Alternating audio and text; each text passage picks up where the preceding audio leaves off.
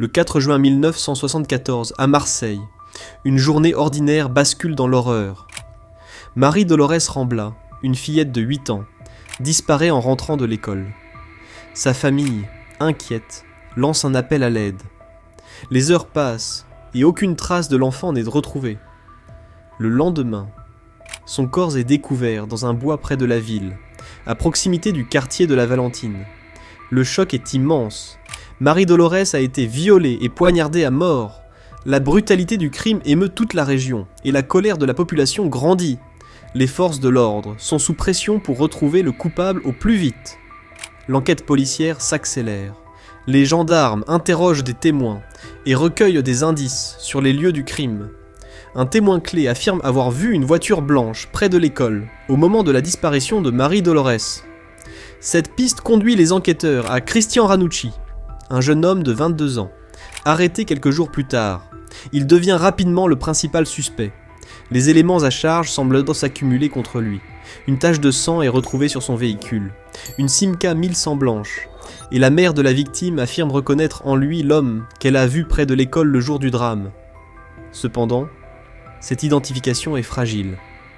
Plus tard, la mère exprimera des doutes, suggérant qu'elle aurait pu être influencée par les circonstances dramatiques. Christian Ranucci nie farouchement les accusations. Il clame son innocence, affirmant qu'il était contraint de signer des aveux sous la pression des policiers. Selon lui, les interrogatoires ont été éprouvants, et il aurait cédé à la fatigue et au stress. Il explique que la tache de sang sur sa voiture provient d'un accident de chasse, une version que les enquêteurs rejettent.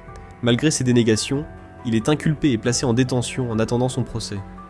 L'affaire prend une tournure médiatique, et l'opinion publique se divise entre ceux qui croient en sa culpabilité et ceux qui doutent de la solidité des preuves. Le procès de Christian Ranucci s'ouvre en février 1976. La salle d'audience est tendue, l'émotion palpable.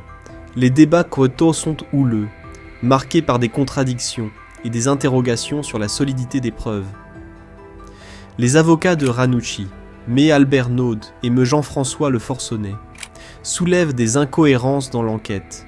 Ils mettent en avant l'absence de preuves ADN, une technologie qui n'existait pas à l'époque, et les failles dans les témoignages. Ils contestent également la fiabilité des aveux, obtenus selon eux sous la contrainte. Les avocats de la défense insistent sur le fait que Ranucci n'avait aucun antécédent criminel et que rien ne le prédisposait à commettre un acte aussi barbare. Cependant, la cour semble convaincue de la culpabilité de Ranucci. Les jurés sont influencés par l'émotion suscitée par le crime et par la pression médiatique. Après une délibération rapide, Christian Ranucci est condamné à mort. La sentence est accueillie avec un mélange de soulagement et de consternation. Pour certains, la justice a été rendue. Pour d'autres, une erreur judiciaire vient d'être commise. Le 28 juillet 1976, à l'aube, dans la prison des Baumettes à Marseille, la sentence est exécutée. Christian Ranucci est guillotiné. Son exécution provoque une onde de choc dans toute la France. Les médias s'emparent de l'affaire, et des voix s'élèvent pour dénoncer une possible erreur judiciaire. L'écrivain et journaliste Gilles Perrault publie en 1978 un livre intitulé « Le pullover rouge » dans lequel il remet en cause la version officielle des faits. Il pointe du doigt les failles de l'enquête, les témoignages contradictoires et les doutes entourant les aveux de Ranucci. Le livre devient un best-seller et relance le débat sur l'affaire. Dans les années qui suivent, l'affaire Ranucci continue de susciter des controverses. La mère de la victime elle-même exprime des réserves sur l'identification qu'elle a faite. Des experts juridiques et des journalistes réexaminent les preuves et soulignent les incohérences. Par exemple, la tache de sang sur le véhicule de Ranucci n'a jamais été formellement reliée à la victime, et les circonstances de son arrestation restent floues. Certains suggèrent que Ranucci aurait pu être un bouc émissaire, choisi pour calmer l'opinion publique en pleine effervescence. Aujourd'hui, l'affaire Ranucci reste l'une des plus controversées de l'histoire judiciaire française. Elle a marqué les esprits, alimenté les discussions sur la peine de mort et mis en lumière les risques d'erreurs irréparables. Christian Ranucci a été exécuté mais les questions sur sa culpabilité ou son innocence demeurent, laissant une trace indélébile dans la mémoire collective. L'affaire a également contribué à renforcer les arguments des opposants à la peine de mort, qui sera finalement abolie en France en 1981, sous la présidence de François Mitterrand. Pourtant, malgré les années passées, les zones d'ombre persistent.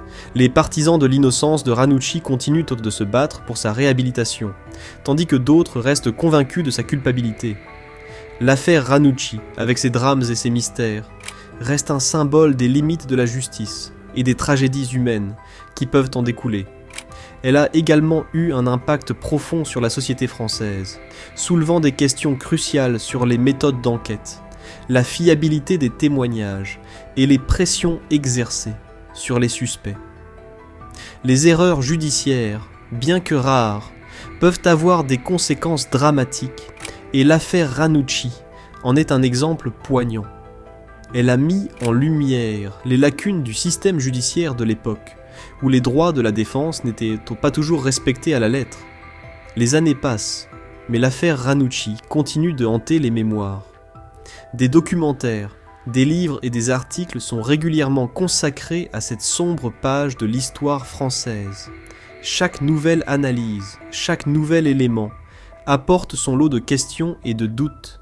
L'affaire Ranucci est devenue un symbole, un rappel des imperfections de la justice et de la nécessité de vigilance pour éviter de telles tragédies à l'avenir. Elle soulève des questions fondamentales sur la présomption d'innocence, la pression médiatique et les limites du système pénal. Christian Ranucci, qu'il ait été coupable ou innocent, est devenu une figure emblématique des débats sur la justice et les droits de l'homme. Son histoire, tragique et complexe, continue de résonner dans les esprits, rappelant que derrière chaque affaire judiciaire se cachent des vies brisées et des vérités parfois insaisissables.